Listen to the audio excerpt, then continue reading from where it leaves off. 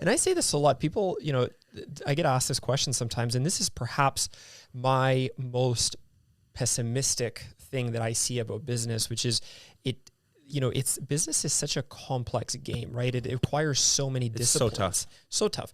And to say that the solo founder, the solo owner can do it all, it does happen, but it's rare. Yeah. It's very, very rare, especially as a business is growing, right? If we think of like doctors in medicine, right? Like the orthopedic surgeon isn't the cardiac surgeon. No. So just like the sales leader is different than the operations leader. Now, if you're running, a $1 to $2 million business, it's okay. But if you want to seriously scale, you have to be good at so many different disciplines, and it's relatively rare that one individual will be that whole package.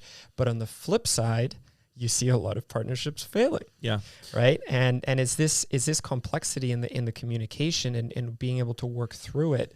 That's the key. It's a bit of a paradox though, isn't it? It's a huge paradox. Right. So you join forces and you are statistically, in the minority if you succeed.